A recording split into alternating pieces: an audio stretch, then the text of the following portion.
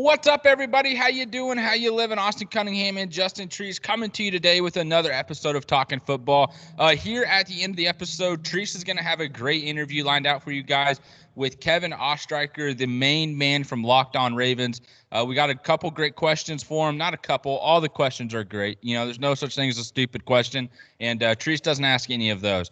So we're going to be excited to hear about that. But first, the NFL, a business that never sleeps. I feel like I say it every single time we start the show. Dak Prescott, rumor comes out from Chris Sims of NBC Sports. Hey, Dak Prescott was offered a 5-year, $175 million deal, $35 million a year. Rejects it. He wants the last year of the deal to be $45 million. You go on Twitter, it blew up today. I mean, that's been the topic of discussion this entire day, which is awesome. It's something for us to talk about. But my main thing with this is, how in the world would you look at that amount and say no? That was my initial question to it, because if someone laid down a piece of paper that was like, hey, over 5 years, you're going to get $175 million fucking dollars, I'd be like, dude, I would have said yes to a mil. I'll take another 174 of that, please. Later comes out from Adam Schefter that report was fake. You really do hate to see that, because everyone talked about it. Everyone gave their opinion, whether it was good or bad. The opinions were out there. Turns out it's fake. In all reality, they might just be saying it's fake, but it was real. Who knows? Treese, I've done enough talking here. What are your thoughts on this, man?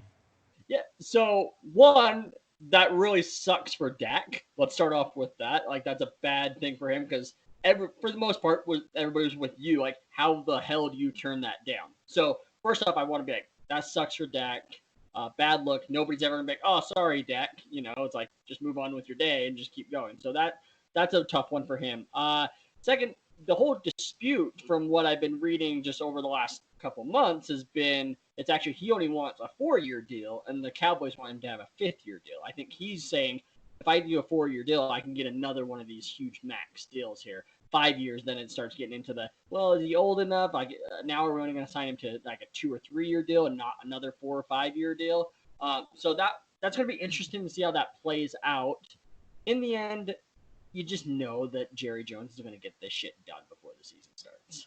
Like, just like I did with Zeke. Absolutely. But the thing here, like, if a 4-year deal, I would kind of be wanting to do that as well as an owner, because hey, if this guy just shits the bed for some reason with the amount of weapons that we have on this offense, I don't want another year of having to wait for, us to be able to release him, because we would have too much dead money or something with the trade.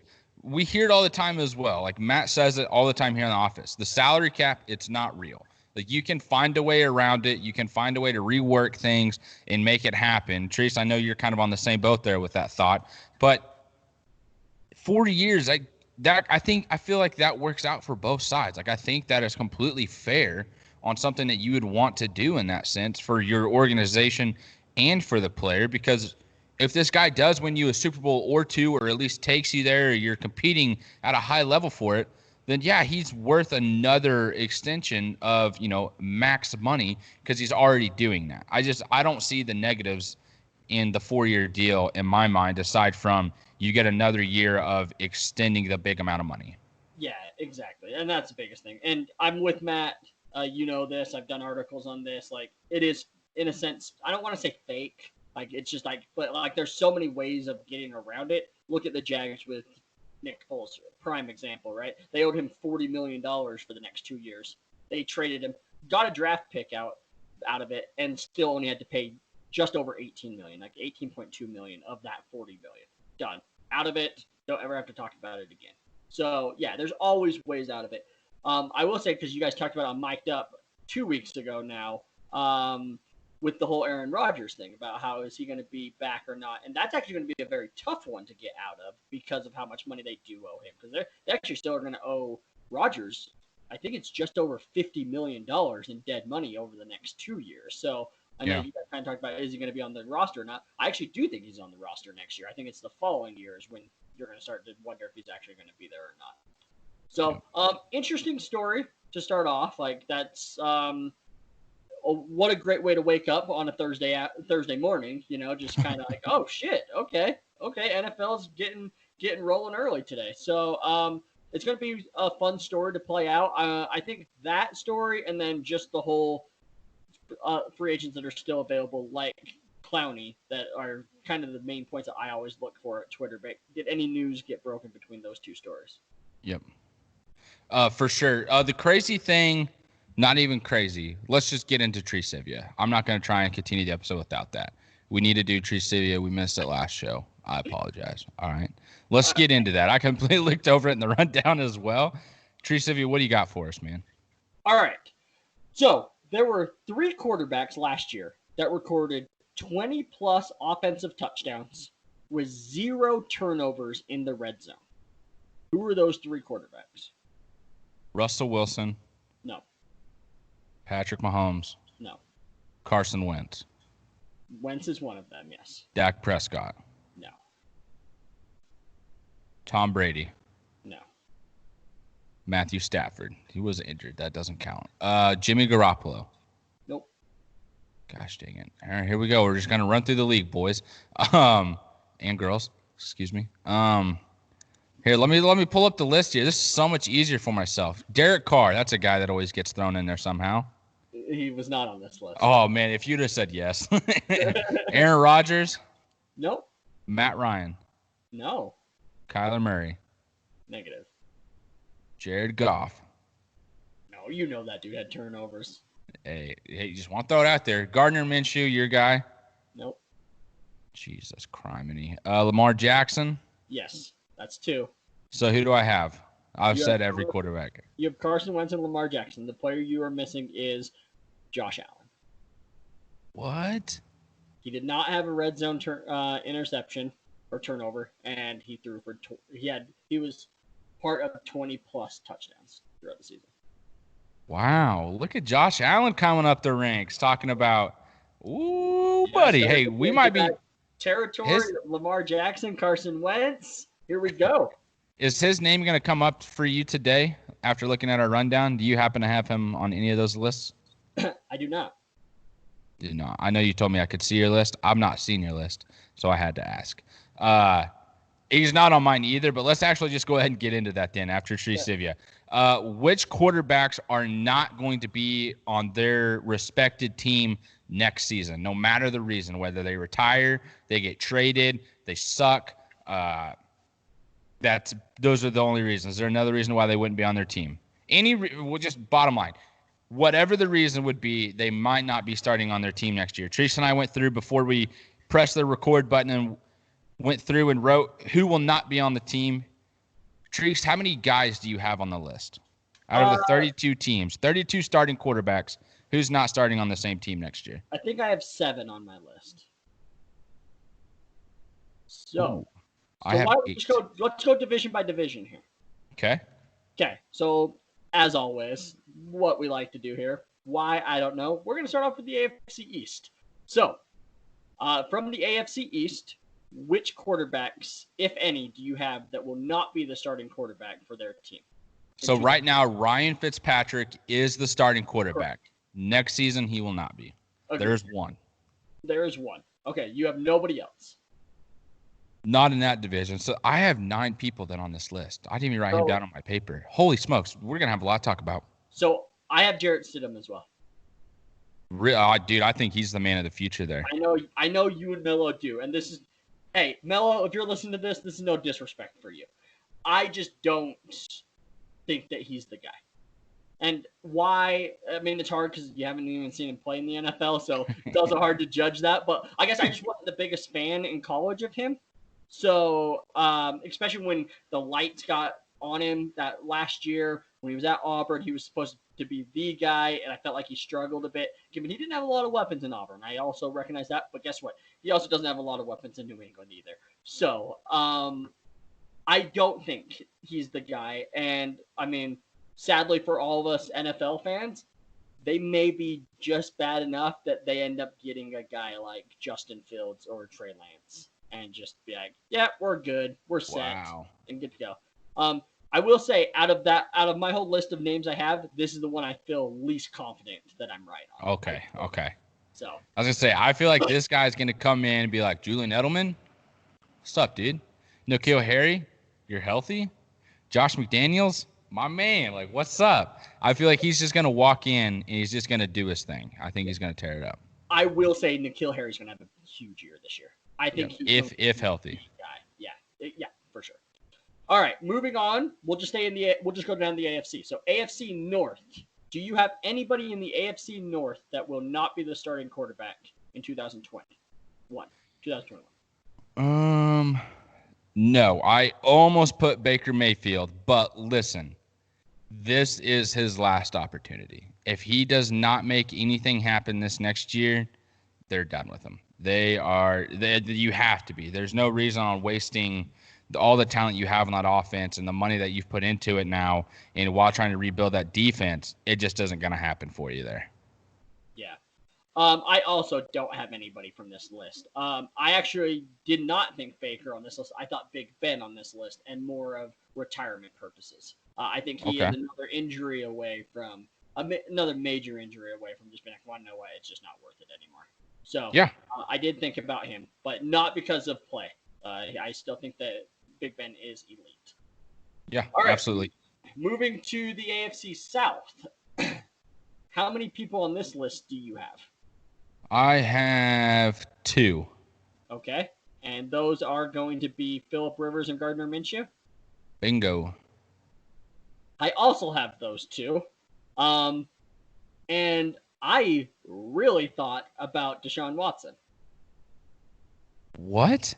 Because I think that he's going to just be like, fuck it, I want out of here. I have nothing to do with Just get me out of here, Bob. I'm sick of this shit. You're trading everyone else. You got me a running back who had one good year. Get him out of town. Don't want him here anymore. Exactly. No, but I think, seriously, though, I think he ends up signing a long-term deal there. I think that he wants to be in Houston for a long time, that being Deshaun Watson.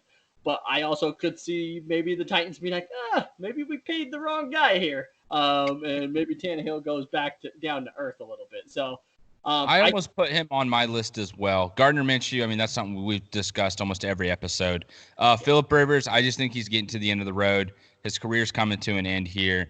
The Deshaun Watson take, though, that's interesting on if he forces his way out of Houston. I doubt he's the type of guy that would do that, but if all just hits the fan, who knows? And then Ryan Tannehill, that was another guy that I almost put on the list, but I didn't want to get super crazy here. That's fair. All right. We will move on to the AFC West. I'm going to assume you have 2 people on this. Yep, and one of them is a guy that we discussed should have been traded this year. The Chicago Bears should have just done it. They should have made it happen. Derek Carr, I don't think he's the starter next year.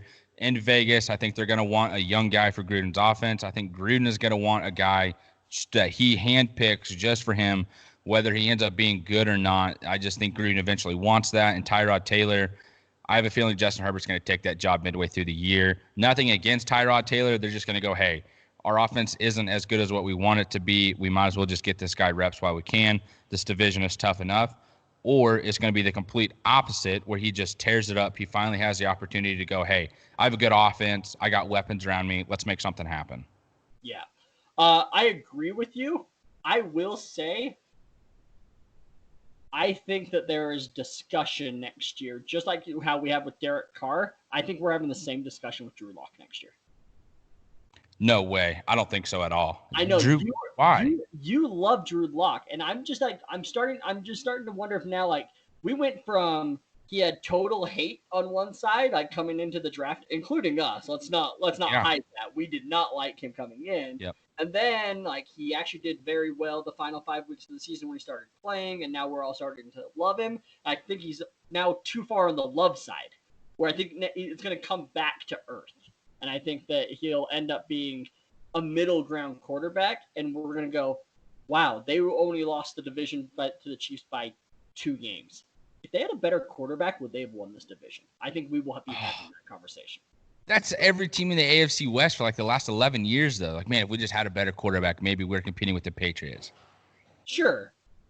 No. I don't know why I said sure. That's fucking false. No, that's wrong. Like, that's them saying, if we had a better quarterback. Oh, and the best coach of all time. Oh, and if we had better GM that actually got more players and so on. Well, look, that's exactly what Kansas City's going to be, like, is and has become. Totally. Drew Lock, I mean, this is a kid. who I hated. I mean, I was very vocal about it. I talked to him at the Senior Bowl. I thought the dude was just a douche.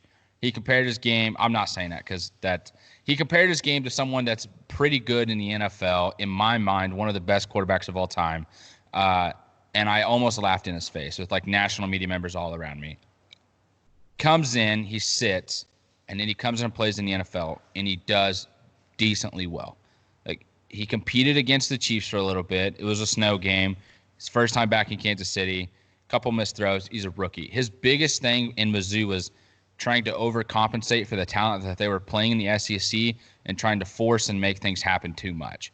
Yep. He now has the weapons on every single level to be successful in the NFL. And the Broncos, they always play the Chiefs tough. I mean, the ESPN has been playing the last couple Chiefs and Broncos games on TV. I forgot how close those games were up until like the last 2 or 3 minutes of the game where Patrick Mahomes is throwing left-handed and then throwing across his body and then making something happen magical. Like there's just those plays that happen from Mahomes that help them win. Does Drew Lock do that, on the other side of that next season? That's where my question comes in. Yeah. So I didn't put Drew Lock on my list. So I'm just saying I could see the conversation happening. So, but my list did include the two with you, Derek Carr and Tyrod Taylor. Yep. All right, moving on to the NFC East. Moving on to the NFC. So, who do you have in the NFC East not going to be their starting quarterback in 2021? I think they do just bad enough that they're in a position to get a new quarterback. Ron Rivera is going to go, hey, let's just get my guy in here. Dwayne Haskins just isn't picking us up. So I don't think he's going to be the starting quarterback for them next year. They're still kind of trying to rebuild that offensive line after losing Trent Williams.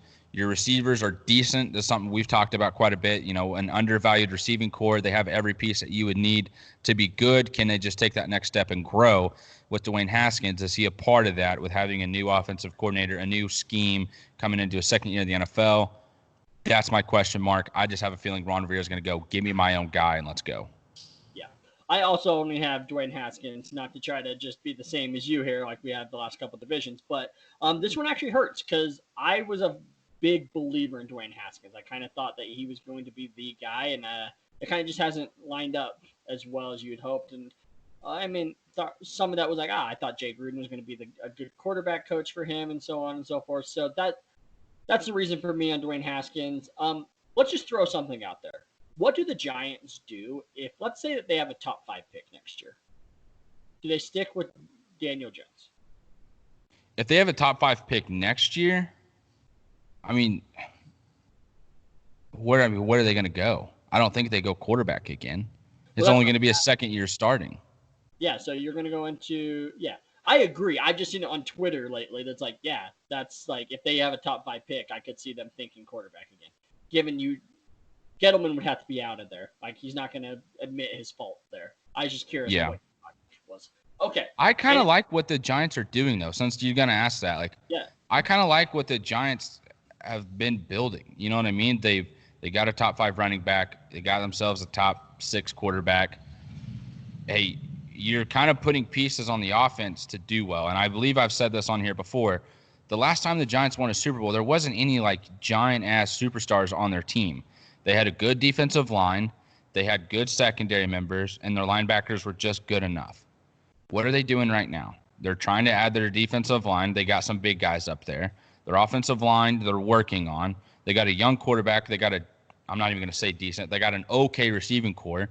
If Slayton steps up again and has another big year, maybe we're talking about him more. They got Evan Ingram. Then you got Saquon Barkley. I just feel like there's enough there on the offense to kind of keep things going so you can rebuild that defense and be a monster here in the next couple of years in that division. It's just, do you end up matching up well enough with the Cowboys or the Eagles and the speed and firepower that they both have on offense? Yeah, and I think that's the biggest thing. I just think those two teams are just too talented from top to bottom for them to really stick around. So one thing we haven't talked about yet is the whole DeAndre Baker situation. I don't even know enough about what's going on with that to freaking talk about it because I'm so confused on if he was there, if he wasn't. Yeah. There's been 3 stories of NFL defensive backs gambling in Florida, getting busted or flipping a table or just stop going to Florida, I guess. Just stop gambling with your family members and friends. Exactly. All right, NFC North. How many quarterbacks are not the starting quarterback next year? I have one, just Mitchell Trubisky. Matthew Stafford might be on that list. I think he stays healthy. I just think they roll with Matthew Stafford. I think it would be stupid for them to move on from him. Mitchell Trubisky, I really think they're done with him at this point. Now watch him just go out and hear all this hate this offseason, because that's all everyone's done. I don't think I've heard a single person promote Mitchell Trubisky as a starting quarterback in Chicago. If they have, please point me in that direction. But yeah, I just don't think Mitchell Trubisky is starting there next year. So I hate to do it, but I'm the same. But I actually thought that this one would be different, because I could have saw you saying Stafford, and I could have saw you saying Rodgers because of the whole Jordan Love thing. So I was like, he could name 3. But I'm also with you that it's just the one. If we're talking 2022, I think there's honestly could be all 4 of them. But yeah, so I'm only with Trubisky as well. I'll say this: I don't think that the starting quarterback for the Bears is on the roster right now for 2021. I would agree with that. I would agree with that. All right, NFC South. Let's hear you go first on the South. I've gone first on the other ones. Who do you have here? How many? I have 0 from this list. What? You don't have any quarterbacks from the NFC South not starting next year. Correct. Matt Ryan. Teddy Bridgewater, see you later. Drew Brees, dude's retiring. And it's funny because I honestly felt like I was one of the first ones saying the whole Drew Brees is going to be retiring when we first started. Yeah. And now I'm like, you want to know what? I think he might be hungry enough to go one more year. So this is the one more year. No, I think there's one more after this. I really do. And I could be wrong here, but yeah. And obviously Matt Ryan's going to be there. Obviously Brady's going to be there. He signed a multiple-year deal. And then I just don't think that I think Teddy is going to be their guy, and they're willing to do 2 years with him. I think that they're going to say, hey, 1 year in this new offense isn't enough for Teddy. He's going to get 2 years of chances. Man, I think they just suck so bad. They land Trevor Lawrence, and there ain't no way you're leaving. Maybe any of the quarterbacks on that roster won't be there next year. I think they find a way to trade Teddy Bridgewater to wherever that may be, because there's going to be another team next year that wants a new quarterback, but they're not in a position to get it in the draft. Maybe they can draft another offensive weapon to pair with Teddy Bridgewater, but I don't think there's any way. So do you think that the Panthers are going to be the worst team in the league next year? 100%. And I hate saying that because they have one of the best running backs in the NFL. They have so much speed at receiver. They have experience at receiver. They don't have a tight end. But their defensive line they've added to, but they're still young. Are they going to get enough pressure together there to make something happen? Is their secondary good enough? And what do they have at linebacker now that Luke Kuechly's retired?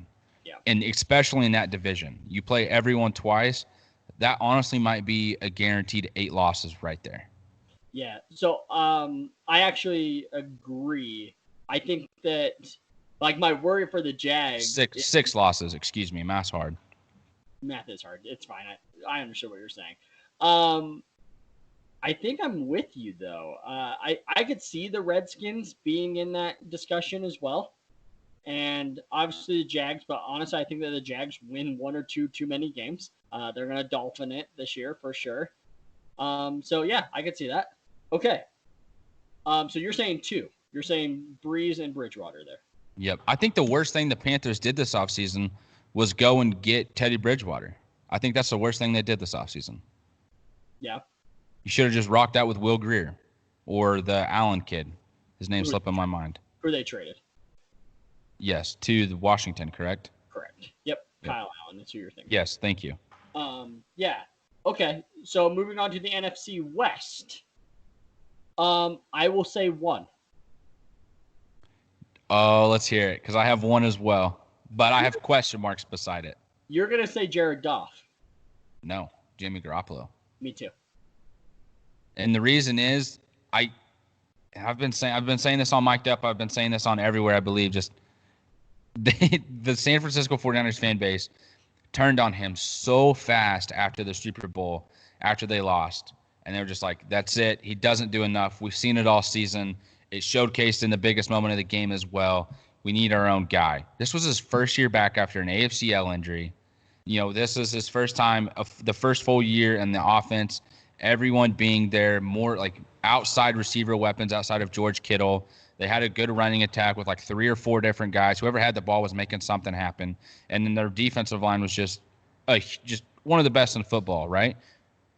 So I think with Jimmy Garoppolo, the fan base is just going to be so irate that they're going, hey, let's just get someone else in here. Like, let's see if we can get an Aaron Rodgers. Let's see if we can get Tom Brady on another 1-year deal. Like, maybe Tampa's like, all right, cool. Tom Brady experience didn't go so well. Let's go get our own guy. Who knows on how that happens, but it's a huge question mark on if Jimmy Garoppolo is a starting quarterback after next season for the San Francisco 49ers.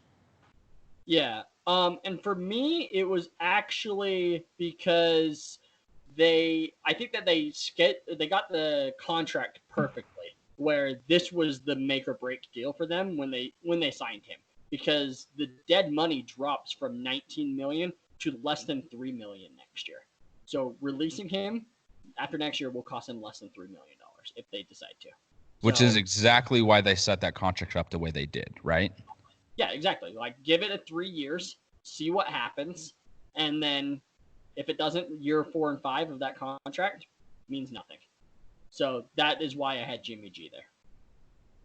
The question is like, then who becomes the starting quarterback for the 49ers next year? And I know you just named some names. I don't think it would be Brady. I really don't. That was just kind of like a toss-up, like just to see. And obviously, a guy like Aaron Rodgers is obviously like who everybody's gonna name.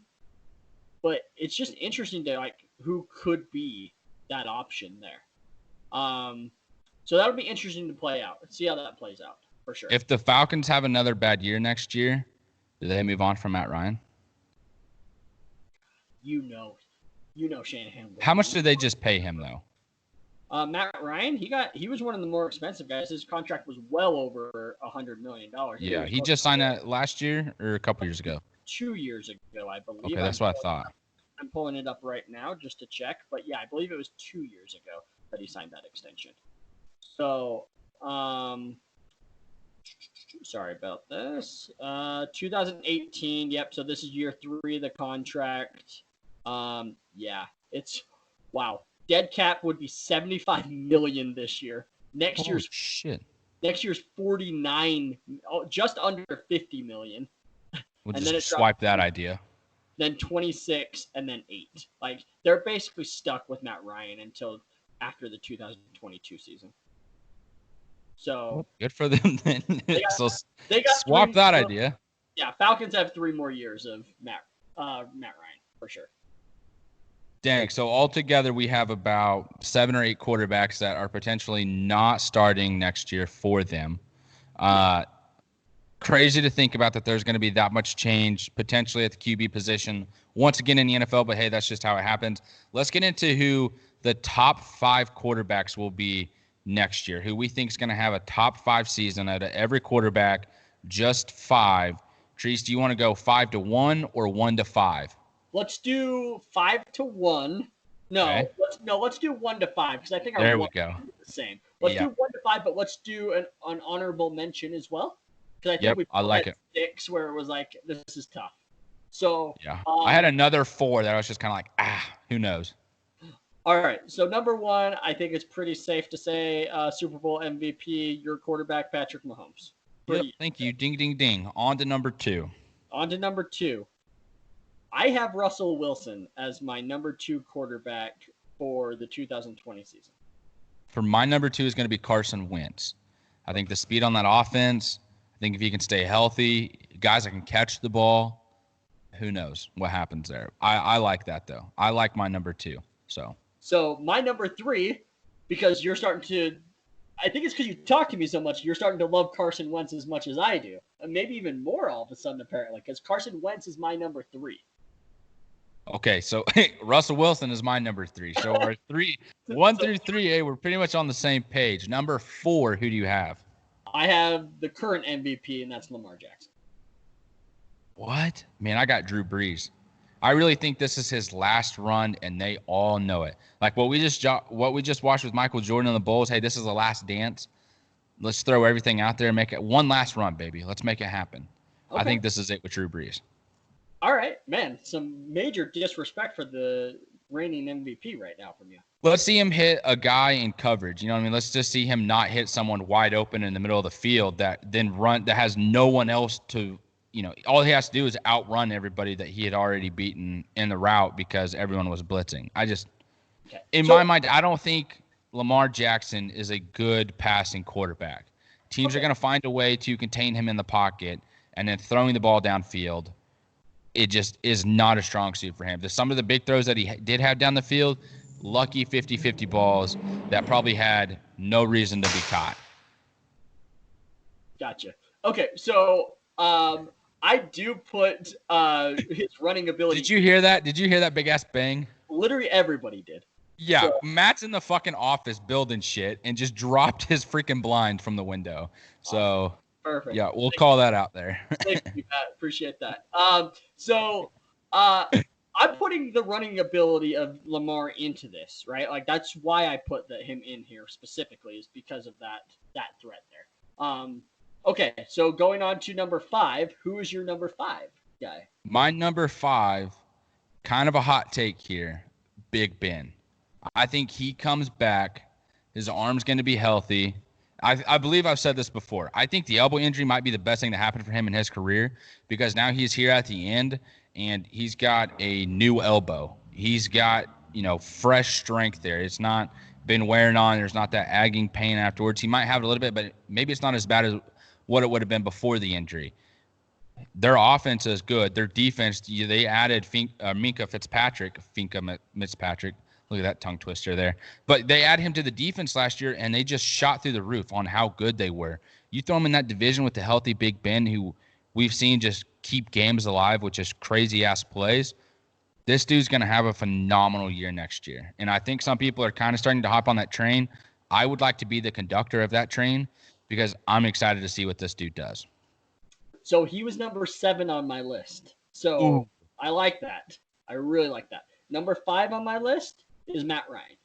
I think that year 2 of Dirk Cutter in that offense, I think that they're finally ready to go. I think that they got a new tight end in Hayden Hurst. I think that Ridley is now in year 3. He's going to thrive there. I think that Julio is like on a mission of like, okay, now all of a sudden people aren't even talking about me being like a top 2 or 3 wide receiver. I'll show you. I don't care that I'm in my 30s. Like, like Michael Thomas is not better than me. Like, this is what I'm assuming that's going through his head. So that is who I have as number 5. My honorable mention, again, I was cutting it down to 2, but since we were only doing 1, Big Ben just barely missed it. And mine is going to be Matthew Stafford.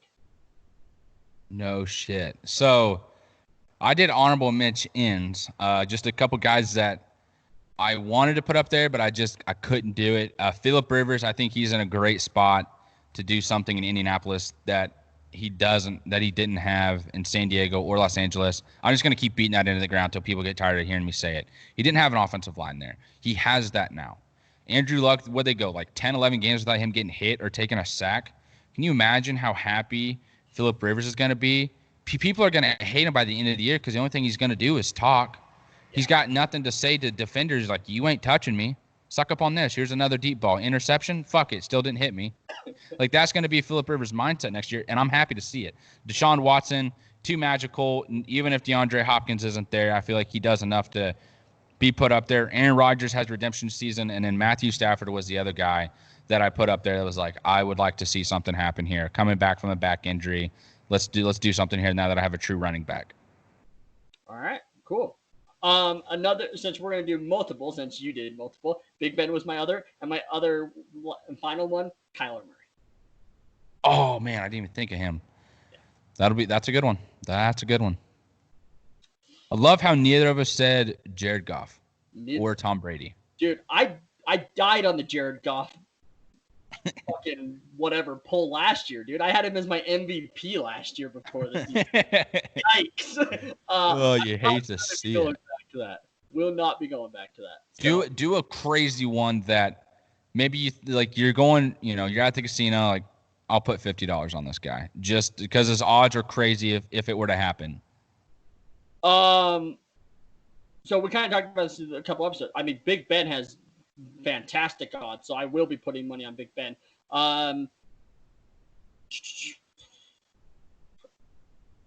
It's weird because we talked about Daniel Jones. Daniel Jones has crazy odds there. But I guess Josh Allen, just because his odds are his odds are fantastic. And I like his schedule. Jarrett Stidham. And I looked at his name and I'm like, he's going to say it. He's going to. Yeah, Jarrett Stidham. Dude, you want me to... Dude, I'll do something very minor, dude. You want me to put like $20 down on Jarrett Stidham for you? And if you win, you get the money?